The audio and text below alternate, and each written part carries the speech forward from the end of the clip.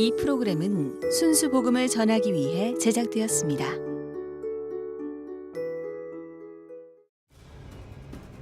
급격한 다문화 시대, 국내 거주하는 이주민 180만 명. 그러나 그 수에 비해 이주민 사역교회는 턱없이 부족한 상황. 그들의 필요는 무엇이며 한국교회는 무엇을 해야 하나? 다문화 시대 기독교의 역할을 논한다.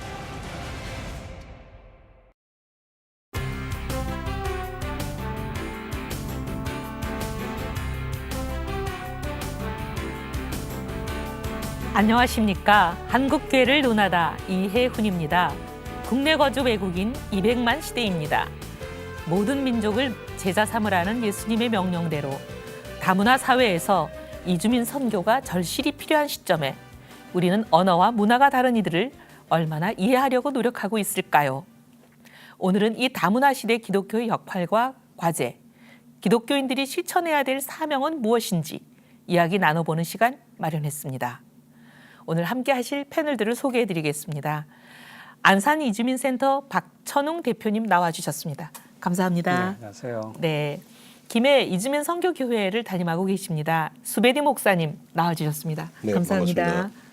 네, 그리고 의정부 외국인인력지원센터의 센터장이시지요. 이영 신부님, 귀한 시간 내주셔서 감사합니다. 네, 반갑습니다. 네, 감사합니다. 먼저 현황부터 살펴보는 게 먼저 아닐까 합니다. 우리나라에 얼마나 많은 이주민들이 계시고 또 이분들이 어떻게 살아가고 계신지 궁금합니다. 먼저 수베디 목사님께서 좀 현황을 정리해 주시기를 부탁드리겠습니다. 예, 이제 최근에 이제 발표되는 거를 보면은 한국 내에 거주하고 있는 이주민들이 약 182만 명 정도 넘다고 이렇게 보고가 되고 있는데요.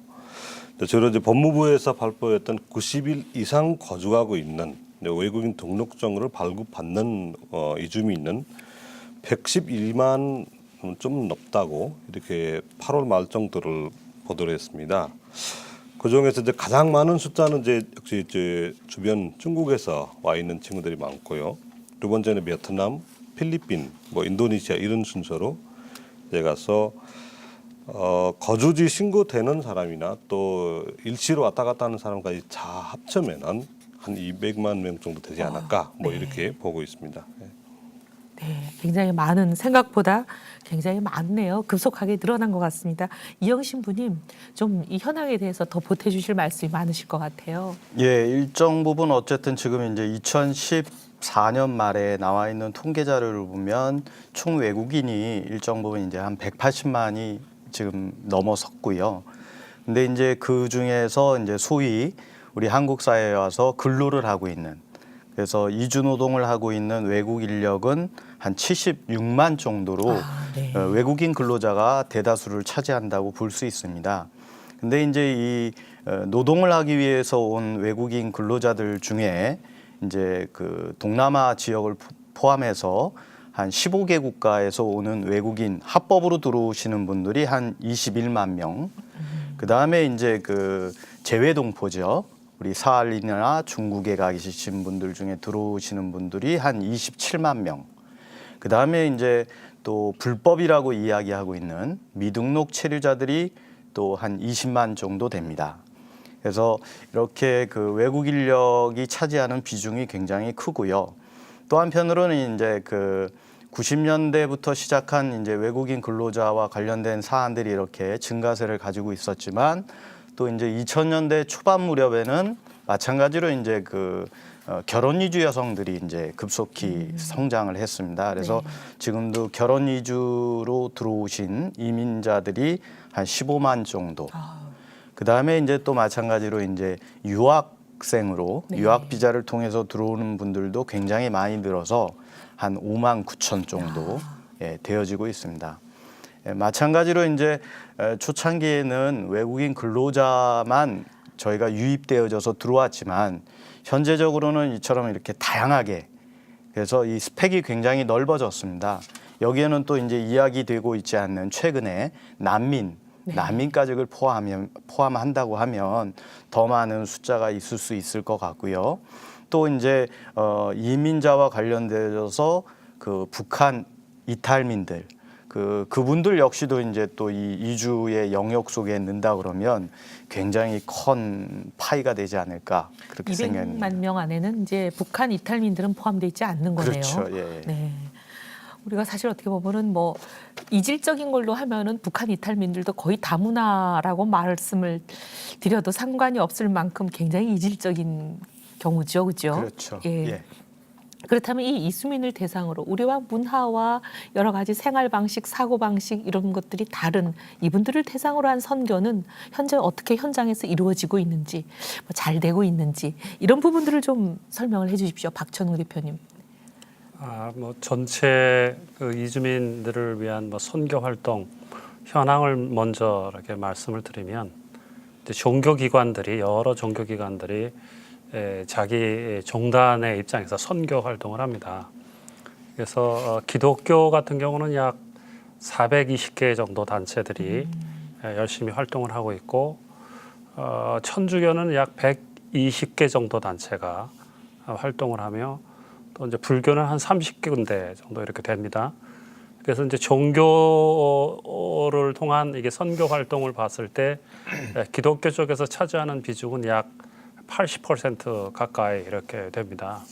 그리고 이제 우리가 소위 이제 이주민 선교라고 했을 때 그 대상들은 뭐 중국 동포, 뭐 이주 노동자들, 난민, 뭐 결혼 이민자들 뭐 이런 분들이 포함되고 최근에는 이제 유학생도 많이 포함됩니다. 그래서 지금 뭐 수베디 목사님이나 이영 신부님이 말씀하셨듯이 중국 동포들은 뭐 한 50만이 좀 넘게 이렇게 선교 대상의 영역에 포함되고 있고 또 이주 노동자도 그 정도 60만 정도 이렇게 됩니다. 그리고 결혼 이민자는 한 15만 명 정도가 우리가 이제 선교의 대상으로 이렇게 볼 수 있고 또 결혼 이민자 중에서 이제 이미 한국 국적을 가진 사람들은 약 10만 명 정도 이렇게 됩니다. 그리고 이제 통계가 조금 다르긴 합니다만 이제 유학생 같은 경우는 실제 유학하는 사람과 한국어 과정에 들어와 있는 사람들 이런 사람들로 봤을 때 약 10만 명에 가까운 분들이 지금 우리 이주민 선교 대상으로 이렇게 돼 있고 난민 같은 경우도 난민 대기자들 그리고 이미 이제 난민 허용을 받은 분들 이런 분까지 하면 한 4,500명 정도 이런 정도 되는 거죠. 어떻게 보면 이제 아까 수베디 목사님이나 이영 신부님이 한 180만 명 이렇게 된다고 했는데 사실은 180만 명 중에 약 30만 명 정도는 일시체류자고 나머지는 사실은 우리의 그 선교 현장에서 만날 수 있는 분들이고 플러스로 한국 국적을 받았거나 이제 F5라고 해서 이게 영주권 가지신 분들 이런 분들도 약 8만 명 정도 되는데 이런 분들도 다 이제 선교의 대상이라고 이렇게 보고 있죠. 그래서 우리가 이제 기독교 단체에서 선교 활동을 하고 있는데 한마디로 요약하면 지금 선교의 실정은 어떠냐? 빛깔은 장밋빛인데 꽃 자체는 굉장히 물이 없어서 시들어가고 있다. 네.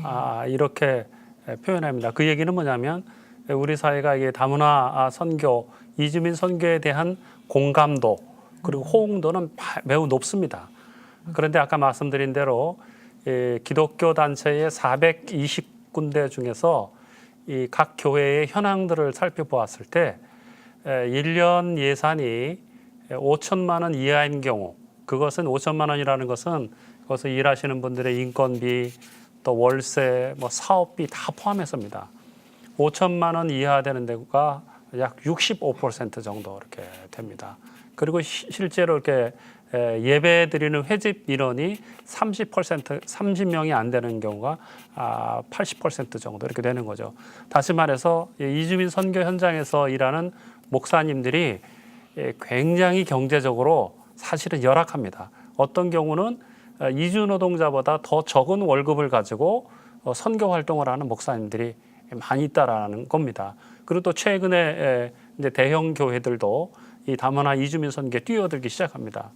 그러다 보니까 이 작은 교회들이 사실은 이주민 선교를 했는데 이 교회 단체들이 여기에 참여했던 분들이 이제 큰 교회로 몰리기 시작하죠. 그래서 사실은 420군데 되는 이 현장은 이 물적, 인적 이 자원들이 부족하고 최근에 많은 이제 대형 교회들이 다문화 선교에 뛰어들면서 자신들이 열심히 양육했던 이제 교인들도 큰 교회로 가고 그래서 현실적으로는 굉장히 많은 위기감을 느끼고 있는 것이 현실이라고 생각합니다. 네, 참 어려움이 생각지 못했던 어려움들이 있네요.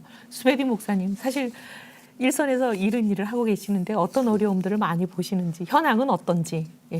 예, 제가 어떻게 보면은 애초에 선교 대상자로 돼서 네. 제가 지금 또 선교를 하고 있는 그 경험을 갖고 있는데요. 한국에 제가 한 20년 전에 왔습니다. 네. 20년 전과 지금을 이렇게 비교를 하게 되면은 그런 이제 이주민의 선교 열정이라고 해야 되는가 그 많이 없어진 걸 느끼고 있고요. 아, 네. 그 숫자는 많이 이제 많아졌고 네.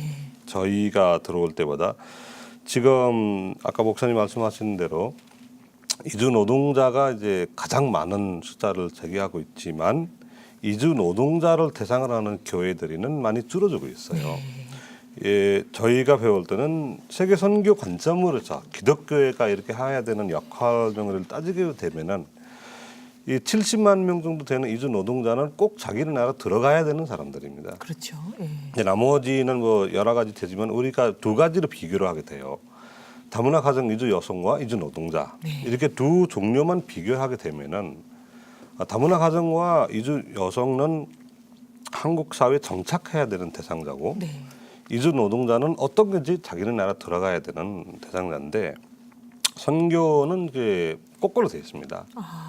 저 지금 관심이 보이는 거는 이제 이주 노동자가 아니고 다문화 가정이나 그 자녀들은 선교 대상자로 많이 보여서 활동하고 있는 교회들이 많고요. 대형 교회에서는 또 한국 교회에서 이렇게 기관으로 또 하나의 파트를 만들어서 선교를 많이 해요. 저도 애초에 대형 교회에서 파트를 맞춰서 사역하는 경험이 있는데 네. 저는 그 경험으로 제가 배웠던 선교는 이걸 아니라고 제가 이제 나와서 개척을 아마 제가 한국에서 가장 먼저 개척을 했다고 저는 그렇게 보고 있습니다. 이미 10년 됐기 때문에 거주에서 있는 이제 어려움들이 이제 말로 표현하지 못한 만큼 어려운 것 역시 이주민 선교는 어떤 선교적 관점으로 아니고 또 하나의 사역 뭐 이 정도만 지금 보이고 있는 거고요. 주변에 있는 대인 교회나 사역하는 방법들이 보면은 상대방의 세계관을 이해하려고 하는 것보다는 내가 갖고 있는 세계관을 전달하는 그런 방식. 어떻게 보면 일방적이라고. 예, 볼 수 일반적인 있네. 쪽이고 그리고 이제 한국 교회가 정말 짧은 그런 기관에 큰 성장을 했다는 거는 공부를 했는데 한국 내에는 같은 민족끼리 같은 언어, 같은 문화에서 아마 그 방법이 통하겠지만 네. 그 방법이 그대로 이주민한테 적용하려고 하니까 오히려 이주 노동자, 이주민 선교가 이제 방해가 되는 거고 네. 이제 현지에 가서 그 나라에 가서 선교하지 못하는 나라에서 많은 사람들이 와 있습니다. 네. 여기는 200만 명 중에서 아마 50% 이상이 우리가 그 나라에 가서 그 사회에 가서 직접 선교를 하지 못하는 나라에서 와 있는 젊은 엘리트들이 와 있는데 그 친구들하고 잘 이렇게 조절해야 되는 선교가 오히려 방해가 돼 있고 우리가 조금 시간 흐른 대로 이주 선교가 조금 잘 됐다고 보다는 다시 한번 생각해서 또 새롭게 시작해야 되지 않을까 뭐 이렇게 평가할 수 있습니다. 네. 목사님 말씀은 오히려 이제 이주 근로자들의 경우에는 여기서 잠깐 일하고 본국으로 돌아갈 분들이기 때문에 예. 그리고 또 그 사회에서 여론 주도층을 형성하는 분들이고 그렇죠. 그리고 또 우리 그 나라는 많은 경우에 우리가 도저히 선교사를 파송하기도 힘들고 파송한다고 한들 선교의 열매를 맺기가 참으로 어려운 그런 네. 불모지이면은 여기 그분들이 엘리트들이 왔을 때 우리가 그 사람들을 복음화하고 전도해서 다시 자기 나라 본국으로 파송하는 선교사로 삼으면 네. 파송을 그렇죠. 하면 얼마나 좋으냐 이런 말씀이신 것 목적은 같아요. 그렇게를 하시지만 네. 방법론적으로는 그걸 안 돼 있다는 네, 거죠. 참 네. 안타까움을 말씀을 네. 하시네요. 네, 현황을 듣고 보니까 더 고민이 많이 됩니다. 이영신 부님 어떠신가요? 의성부 지역을 중심으로 사역을 하고 계시는데 현황 좀 말씀해 주십시오. 네, 두 분이 일정 부분 어쨌든 이제 교회 내부적인 환경에 대해서 좀 말씀을 해주셨는데 저는 그 선교적인 측면에 있어서 어떤 문제점이 있는지를 좀 말씀을 드리려고 합니다. 네, 이렇게 말씀을 드려도 될지 모르겠는데 기독교의 선교에 있어서 그 이주민 선교에 있어서 강요되는 개종을 요구하는 측면이 있지 않나. 그 예를 들어서 한국어 교실을 수강하지 않으면 예배를 먼저 보게끔 하고 예배에 참여 안 하면? 참여를 못하면 한국어 교실을 수강하지 못하게 한다던가 하는 거라든가 또는 뭐 음악회를 열어놓고 거기에 뭐 버스를 보내주고 동원을 하고 뭐 마치 무슨 뭐 예비군 동원 훈련을 하듯이 이런 형태의 어떤 선교를 지향한다고 하면 이런 그 개종을 우선시 두는 것은 상당 부분 좀 문제가 되지 않을까 이제 그런 생각이 들고요. 또 하나는 이제 그 전에는 지금 아까도 말씀드렸듯이 통계 자료에 보면 한 76만 명이 외국인 근로자인데 대다수가 이제 외국인 근로자에게 많은 부분을 차지하고 있는데 실질적으로는 정부에서는 결혼 이주 여성 한 15만 명 정도 되는 부분들에 대해서 굉장히 많은 예산을 투여하고 있습니다. 예를 들면 지금 여성가족부가 운영하고 있는 다문화가족지원센터가 전국적으로 200개가 넘고요. 법무부에서 하고 있는 사회통합 이수기관이라는 곳도 결혼 이민자 대상인데 300개가 넘습니다. 건 한 500개가 넘는 기관들이 이렇게 중복적으로 결혼 이주 여성들을 지원하고 있습니다. 그런데 상대적으로 이제 제가 이제 의정부 외국인력지원센터에서 있기는 하지만 저희와 관련된 외국인 근로자와 관련된 센터는 전국에 8개밖에 되지 않습니다. 아까 수베디 목사님 말씀하신 것처럼 거꾸로 됐네요. 네네. 네. 그래서 이런 그 쏠림 현상이 있는데 이런 부분들도 역시 교회에서 똑같이 교회의 상당 부분이 지금 이렇게 결혼 이주 여성 쪽에만 지원을 하고 있는 부분이 상당히 문제가 있고 또 마지막으로 한 가지는 이제 그 선교에 있어서 상당히 그 파편화되어져 있는 그 지원을 하고 있다. 그래서 외국인과 관련된 선교 단체들이 좀 더 그 이주민 선교와 관련된 전략이라든가 또는 신학적인 정립 없이 그냥 분파적으로 주먹구구식으로 하다 보니까 이게 통합적인 어떤 이주민 선교에 대한 방향성을 지금 잡지 못하고 있지 않나 이렇게 생각을 하고 있습니다. 네. 자, 이제부터는 이주민 선교를 해오시면서 현장에서 느끼셨던 구체적인 문제점들 그리고 과제에 대한 본격적인 모색 이런 얘기로 좀 바꿔보겠습니다. 수베디 목사님 현장에서 느끼셨던 거, 그다음에 뭘 좀 해야 될지 한국 교재의 과제는 어떤 건지 좀 말씀을 해주십시오. 예, 저는 어떻게 보면은 다른 사역자보다 좀 다르게 제가 이주민으로서 한국에서 살아가면서 또 이주민 선교를 한다는 자체가 또 한국 교회 목사님들하고 느끼는 것 좀 차이점이 있을 수도 있습니다. 예, 저는 제가 느끼는 그대로 얘기를 하려면은 이제 가장 우선적으로 지금 대형 교회나 뭐 너나 나나 이주민 선교를 하겠다고 이렇게 하고 있지만 제가 교회에서 이렇게 가서 보면 가장 부족한 것이 다문화 이주민에 대해서 기본적인 지식, 기본적인 이해 자체가 한국 교회에서 지금 없는 거 아닌가 뭐 이렇게 느끼고 있고 일반 사회도 보면 학교나 이런 데 가면 이주민 다문화 이해 강의 뭐 체험 이런 거 많거든요. 근데 그렇게 많이 선교사로 파송되는 한국 교회가 그 선교사들을 초청해가지고 교회인들이 어떤 다문화에 대한 기본적인 지식이나 다른 문화의 접근성이나 이런 걸 세미나하는 적 제가 한 번도 들은 적 없어요. 제가 하고 싶은 얘기는 보면은 기본적으로 교회인들이 먼저 다문화에 대해서 이주민에 대해서 좀 깨어 있어야 되는데 한국 교회가 그거를 조금 안 하고 있지 않을까 뭐 이렇게 느끼고 있고요. 그것이 다문화에 관련되는 교육이나 체험이나 그런 것이 교회인들이 먼저 깨달아야 되고 즉 다문화나 이주민은 선교와 아까 신부님 말씀하신 대로 개종의 대상자 이런 거로 떠나서 저희 기독교와 같이 어울릴 수 있는 사람이다. 뭐 그런 식 개념으로 좀 바뀌어서 이제 접근해야 되지 않을까 이렇게 얘기를 하고 싶은데요. 두 번째는 보면 이제 상당히 많은 이제 숫자의 교회를 계속 하고 있는데 그 중에서 제 경험상 제가 20년 전에 한국에 들어와서 한 2년 후에 제가 기독교 국내에서 선교하시는 분이 만나게 됐거든요. 제가 좀 교회를 가서 이렇게 저하고 부딪힌 적이 많았었어요. 뭐 어떻게 제가 교회에 남아 있는데 그것이 하나님 은혜라고 생각을 하는데 제가 그 처음에 가는 교회 떠난 적도 있었고요. 아, 네. 그래도 그분하고 안 맞아서 떠났지 교회하고는 안 맞는 거 아닌 것 같아서 네. 그러니까 제가 또 다른 교회 찾아간 적도 그런 거 있었어요. 예, 제가 그때부터 제가 이 마음 먹었어요. 제가 직접 해야 되겠다는 마음 먹은 직접 개척해야 되겠다. 그 네. 마음이 제가 그때 생겼었는데 그 정도의 이주민과 이제 사역자 간의 어떤 커뮤니케이션 네. 안 되는데 그것이 현장에 있는 이주민들이 삶을 제대로 이해를 못해서 또 그분들이 배경이 가장 중요한 거거든요. 한국에 들어와 있는 사람들은 한국에서는 어떻게 보이게 되면은 우리는 한국이가 여기는 외국인이다 이 정도는 보는데 외국인 속에서도 지금 공식적으로 노동자원 15개 국가고 비공식적으로 들어와 있는 뭐 다양한 국가에서 다양한 문화, 언어, 종교 배경을 해서 와 있는데 똑같이 보면은 좀 안 되는 건데 약간 그것이 한국 교회 내에서 좀 부족하지 않을까 뭐 이렇게 하고 있고요.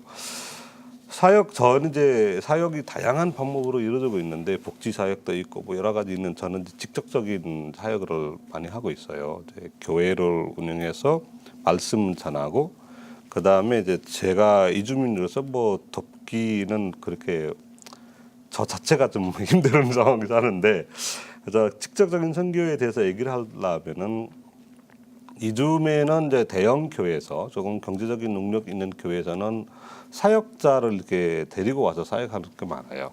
네. 주로 이제 외국인 유학생, 신학교로 공부하러 온 유학생들이 파트타임 선교사로 일을 하고요. 네. 참 안타까운 것이 한국 교회 내에서 전임 전도사나 강도사 이렇게 그런 부사역자를 외국인 교회 담당자로 세우는 거 많이 봤어요. 네. 근데 여기서 문제점이 보면은 이 이주민 선교를 하려면은 이제 아주 연구도 많이 하고 같이 부딪히고 같이 알아면서 살아가면서 그 어떤 한 민족만 선택해가지고 그 민족으로 선교를 해야 되는데 네. 이분들이 이제 미전 없이 잠깐 와요. 네. 교회에서 아마 당에서 갈아가면 오는 것 같은데 그러면은 정해 있는 거 내려 하고 그건 나가는 거죠. 그분들이 자체가 미전이 없어요. 그러다 하면 사역자가 자꾸 바뀌기도 하고 네. 그 이주민들이 저기서 적응을 못하는 거예요. 일종의 우리 개념으로 네. 하면 순환보직, 그러니까 다음 단계로 영전을 하기 위한 어쩔 수 없이 거쳐야 되는 필수 과정 같은 그런 거네요. 그런 거죠. 신학생도 마찬가지고 여기 와서 뭐 해야 네. 되고 차라리 제가 좀 변하려면은 네. 그렇게 하는 것보다는 전문 통역자를 데리고 와서 담임 목사 설교 통역하는 것이 차라리 훨씬 효과적이지 않겠는가. 네, 예. 그거는 이제 어찌만 네. 지금 현재 저는 이주 노동자 쪽으로 많이 이제 하고 있고 이주 노동자 쪽으로는 문제를 조금 하려면은 그런 문제들이 많이 보이고 있고요. 네. 그리고 한국 교회가 처음부터 좀 잘못된 방향으로 했다로서는 느끼는 것이 보면은 아까 신부님 말씀하신 대로 가면은 뭐를 받게 된다. 네. 교회에 가서 뭐를 받기 위한 교회로 오거든요. 물론 인간적인 대우를 해줘야 되는 건 좋지만 저기다가 물질적으로까지 도와주는 것이 꼭 필요한 사람은 도와주겠지만 네. 일단 교회는 받는 것이다. 뭐 이런 느낌이 받을 수 있도록 선교를 지금 하고 있고 보여주기 위한 뭐 어떤 그런 인간에 의한 좀 무슨 결과를 내기 위한 이런 거를 많이 느껴서 좀 안타깝다. 뭐 이렇게 생각할 수 있고요.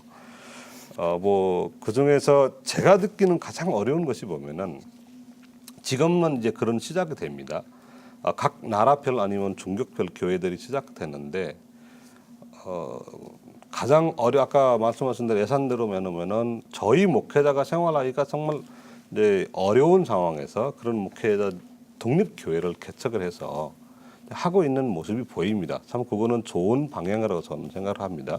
한 민족, 한 언어 정도만 해서 독립적으로 교회를 하고 그것이 미전 3이고 이제 끝까지 가겠다라는 목적 가지고 개척하신 교회들이 있는데 한국 교회가 대형 교회가 차라리 그런 분들에게 좀 뭐 지금 뭐 여러 가지 명적으로 되어 있는 건물들이 많은데 100평 정도만 자유롭게 사용할 수 있도록 어떤 그런 건강 면에서 한국 교회 문이 열어줘서 좀 자유롭게 사용할 수 있도록 해줘야 조금 더 힘있게 사용할 수 있지 않을까. 뭐 15개 그렇습니다. 나라를 한 분이 언어도 다르고 문화도 다른데 다 한꺼번에 그것도 잠깐 순환보직 개념처럼 뭐 1, 2년 하실 그럴 일이 아니다. 어떻게 보면 한민족, 한 언어 이 교회를 전담해서 세우고 거기서 사역하는 게 좋겠다.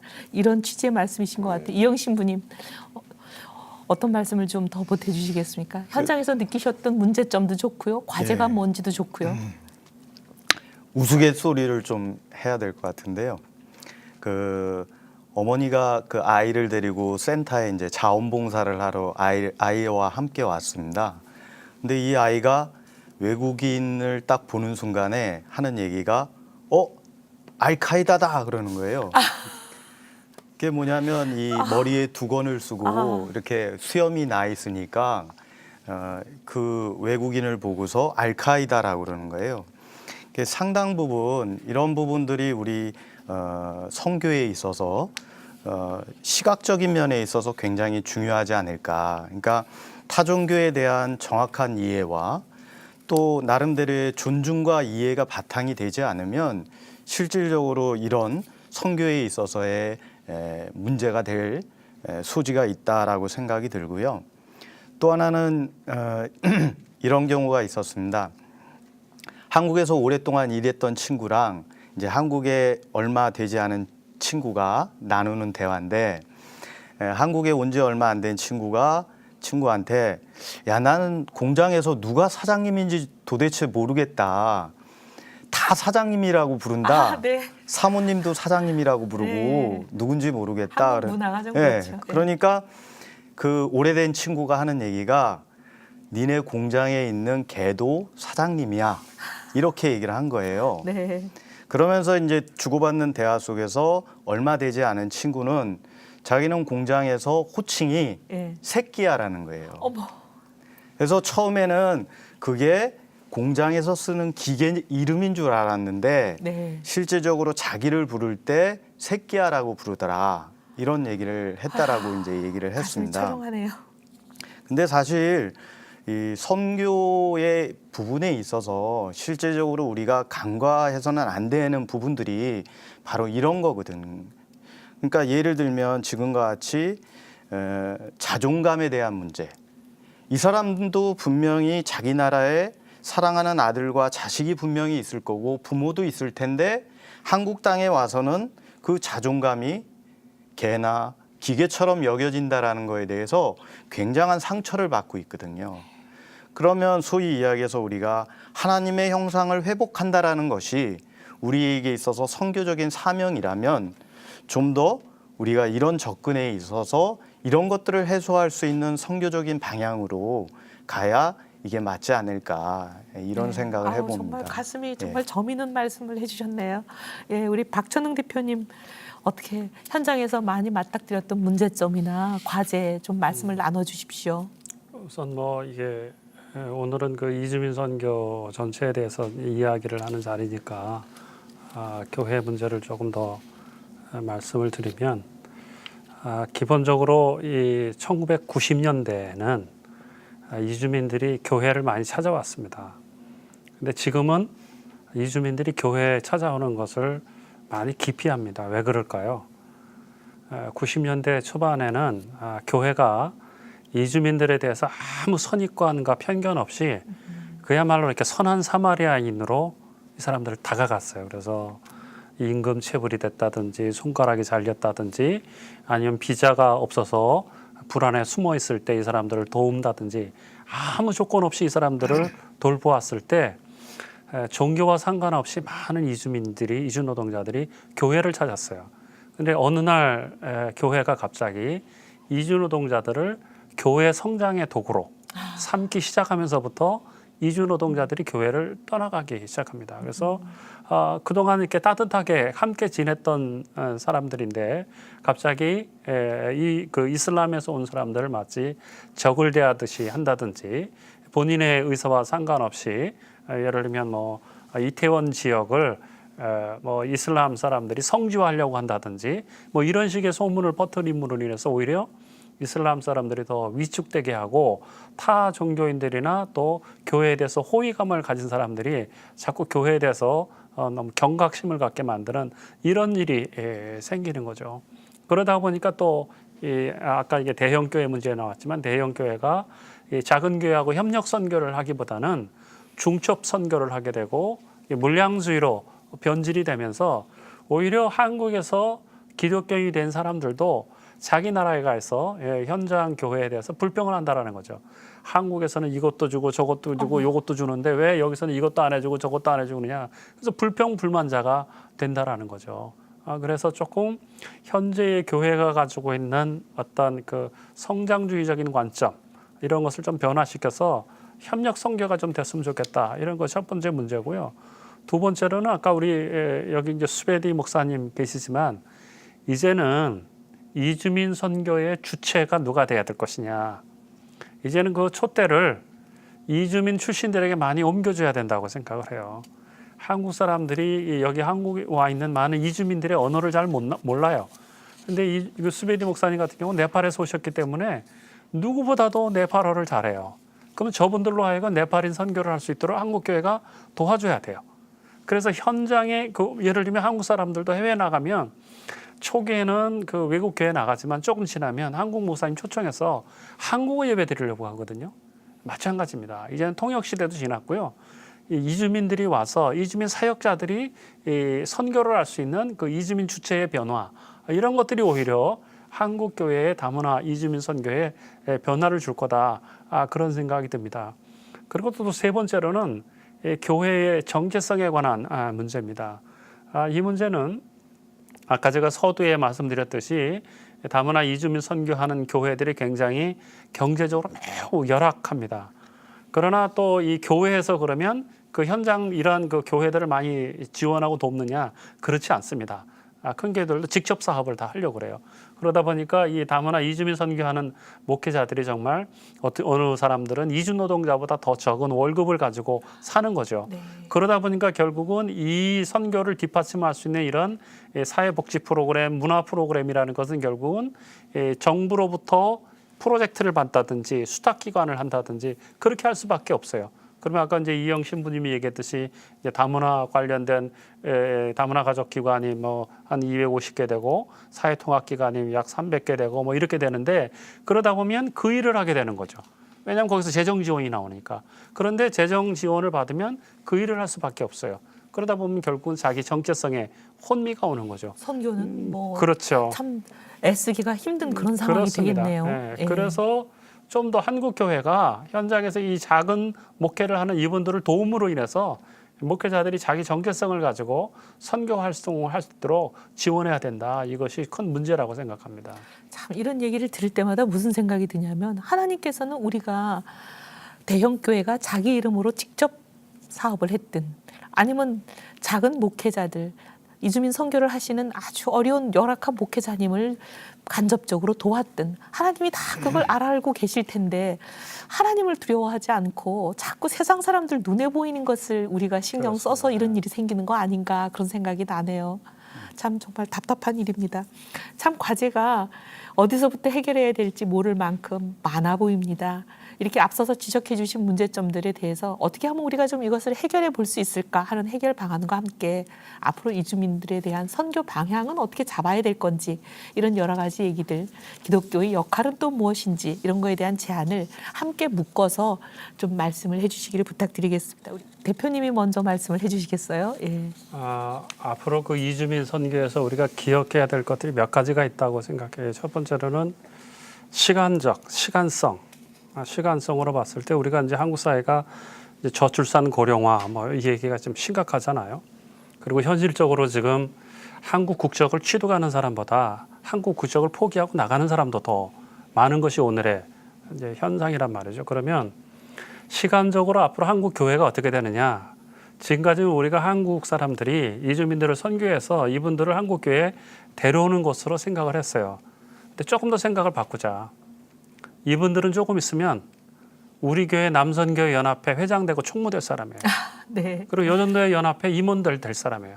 네. 그러니까 이분들은 선교의 대상이 아니라 우리 교회의 주인인 거예요. 네. 생각을 180도로 바꿀 필요가 있고 지금 교회에서 자라나고 있는 초등학생들 같은 경우 제가 학생들을 가르치고 있는데 농촌 교회 같은 경우는요 90%가 저도 깜짝 놀랐어요.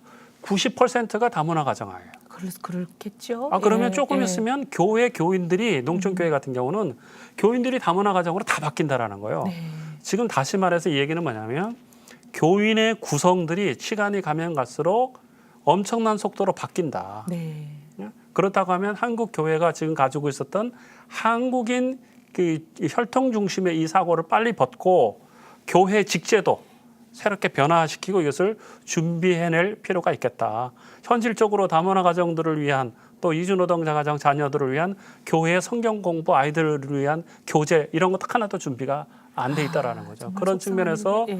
우리가 시간적인 측면에서 앞으로 교회가 점점 모든 교회가 다 다문화적으로 변해야 될 것이다. 이거를 생각해야 되고 두 번째로 제가 말씀드린 대로 이 교회 구성 사람적인 측면에서 엄청나게 빠른 속도로 변하고 있다. 그리고 이 아이들이 지금 중학교, 고등학교 올라가고 지금 군대에서도 사실은 다문화 장병 이 문제에 대해서 군종 장교들이 이것을 위해서 어떻게 할까 교육받고 훈련받고 있거든요. 군대도 변합니다. 그러니까 우리 사회 곳곳에서 사람의 인적 구성들이 바뀌고 있다는 것들에 대해서 한국교회가 생각을 해야 되고 세 번째는 장소적인 측면에서 현실적으로 그 이주민들이 많이 몰리는 지역이 경기 수도권 네. 이쪽에 한 60% 이상 모이고 있습니다. 네. 그러면 이 지역에 있는 교회들이 이주민들이 밀집 지역에서 선교를 어떻게 협력적으로 할 것인가. 예를 들면 이주민들의 구성이 5% 이상인 전국의 시도가 65개 시도로 지금 많이 높아졌거든요. 그러면 이런 교회들을 어떻게 협력 선교를 할까. 또 농촌 같은 경우는 오히려 사람의 수는 상대적으로 적지만 밀집도에 있어서 이주민들이 상대적으로 더 높단 말이죠. 그러면 이걸 선교를 어떻게 할 것인가라는 자기 전략을 세워야 된다. 그렇지 않으면 지금처럼 그 단순하게 개별적인 입장에서 선교 접근을 하면 굉장히 어려움의 반복이 계속 될 거다. 그런 의미에서 어떻게 보면 저출산 고령화 사회에 맞춰서 한국 교회가 지금의 패러다임을 어떻게 변화시킬 것인가라는 것에 대해서 심각하게 고민해야 된다. 제가 마지막 한 가지 말씀드리자면 10년 전과 지금에 대해서 호감 가는 종교에 대해서 종교에 관심 없다 46%입니다. 그리고 불교에 대한 호감도가 약 20% 좀 떨어졌습니다. 한국 교회에 대해서 일반 사람들이 생각하는 호감도가 10%밖에 안 됩니다. 10명 중에 1명만 좋다 생각하고 나머지 9명은 교회에 대해서 관심 없어요. 그러나 최근 들어서 천주교에 대한 그 호감도는 15%에서 18% 조금 올랐거든요. 천주교가 했던 일이 뭔가 사회적으로 봉사하고 헌신하고 하는 이런 일을 했어요. 그러니까 일반인들이 교회에 대한 시각은 교인이 기독교인이면 기독교인 다 와야 된다. 사랑하고 헌신하고 봉사하고 뭐 이런 것들을 바라고 있거든요. 그러니까 우리가 선교하려면 교회에 나오지 않는 사람들의 눈높이도 맞춰질 줄 알아야 된다. 그래서 너무 교회 중심 쪽에서 벗어나서 일반인들도 기독교인이면 이 사람이 정말 믿을만해 이런 이야기를 할 수 있는 이런 패러다임을 갖고 미래 사회를 다문화 선교에 맞춰서 재디자인해야 된다 이렇게 생각합니다. 네, 정말 참 우리가 바꾸고 고쳐야 될 것이 너무 많네요. 수베드 목사님, 저희가 어떻게 방향성을 잡고 어떤 과제를 저희가 마음에 두고 기독교인들의 역할을 어떻게 갖고 가야 될까요? 그러니까 목사님 말씀하신 대로 지금은 이제 이주민 사역은 저는 1단계를 끝나서 2단계로 네. 넘어가야 되는 시대라고 생각을 합니다. 이주 노동자를 얘기를 해도 단순 노동자는 아니거든요. 이제 법적으로도 한 10년 정도 거주할 수 있는 노동자의 이제 법적 권리를 좀 계속 생기고 있는데 그러면 이제 여기 와 있는 이주민들의 어떤 사역을 그 사람들이 사회를 파악을 해야 된다는 거죠. 제가 말하고 싶은 건 이주민의 사회가 따로 있다는 거죠. 무슨 어떤 네트워킹이나 아니면은 그 언어별, 문화별 그런 사회들이 있는데 그거를 잘 파악을 해서 제가 어떤 대형 교회 목사님에서 이주민 선교에 대해서 좀 얘기하자고 해서 초대받아서 가서 같이 식사하면서 그 제안을 받았어요. 그 교회에서 또 이주민 사회가 하고 싶은데 어떻게 하면 되냐. 그래서 제가 아주 간단하게 어떤 지역에는 이주민들이 많이 모이니까 목사님 이름으로 저기다가 장소를 하나 내시고 저기는 전임 사역자를 하나 파송하면은 가장 쉽게 할 수 있습니다라고 했더니 그렇게는 안 된대요. 버스 한 2대 정도를 보낼 수 있는데 이 교회에 와서 해야 된다. 왜요? 그러니까 그 외까지는 제가 안 물어봤는데 그것도 네. 지금 대답하기도 좀 그렇지만 지금까지 사고 방식이 그렇답니다. 내 교회로 와서 내가 하는 설교를 들어야만 이것이 정말 이제 하나님의 말씀이다라는 그런 어떤 개인주의 사고 방식을 떠나서 제가 느끼는 것은 교단이나 뭐 이런 거 다 떠나서 이단 아니라면은 목사님 말씀한 대로 밀집 지역을 중심으로 전략으로 따서 그 이주민 이제 거주상에 보면은요 어떤 지역은 특정 종교 배경에 있는 사람들이 많이 모여 있고요. 네. 어떤 지역에는 약간 이제 쉽게 접근할 수 있는 사람들도 모여 있고 어떤 지역에는 다문화 가정 많이 모여 있고 어떤 지역에는 이주 노동자가 많아요. 다 다릅니다. 그 지역에 있는 사람들이 어떤 선교적인 관점으로 네트워킹을 하고 전략을 만들고 그런 이제 효과적인 선교를 직접 이주민들이 할 수 있도록 해줘야 되는 방향으로 바꿔야 되지 않을까. 한국에 나가 있는 선교사님들이 저는 만나면 그렇게 제안해요. 꼭 한국에 들어와서 이주민 교회를 개척하시면 좋겠다. 네. 제가 이제 개척을 하니까 이주민이 와서 한국에서 사역하기는요. 저는 하나님이 정말 특별하게 선택해 주셨다고 자신감 있게 살아남고 있지만 그나마 오랫동안 외국에서 선교 활동 하시는 선교사님들이 한국에 들어와서 사역을 해야 여기서 나가는 사람들이 현지 교회하고 연결해 줄 수 있다는 거죠. 아니면 여기 있는 그런 교회를 다니고 시작하는 사람들이 대부분 많이 포기를 하고요. 포기하는 한 가지 이유는 교회가 나를 섬겨야 된다. 이런 교육을 받고 있는데 내가 교회를 섬겨야 된다 이런 건 아니고 교회가 나를 섬겨야 된다. 그럼 현지에 가면 그렇지 않거든요. 그런 이제 어떤 교회 생활 방식이 안 맞기 때문에 그런 걸 바뀌기 위한 전문적인 사역가를 키울 수 있는 그런 방법으로 이주민들이 교회, 독립교회를 많이 강요를 하고 싶습니다. 네. 아니 정말 우리가 선교지에 선교사도 파송하는데 이주민들이 밀집한 지역에 왜 대형 교회가 그런 지소나 지교회를 못 만들고 우리 교회로 와서 예배를 드려라라고 하는지 참 안타까운 현실인 것 같습니다. 우리가 마음을 바꾸고 자세를 바꾸고 시각을 교정해야 되는 길이 먼저 아닌가 생각이 듭니다. 이제는 이야기를 마무리해야 될 시간입니다. 여러분과 출애굽기 22장의 말씀을 나누고 싶습니다. 너는 이방 나그네를 압제하지 말며 그들을 학대하지 말라. 너희도 애굽 땅에서 나그네였음이라. 우리 하나님 저희들에게 하시는 말씀일 줄 믿습니다. 길고 고된 인생의 여정 속에서 나그네가 아니고 이방인이 아는 사람이 누가 있겠습니까? 부족한 우리가 할 수 있는 건 잠시나마 서로에게 따뜻한 안식처가 되어주는 그런 일일 것입니다. 한국교회를 논하다 이것으로 마치겠습니다. 감사합니다.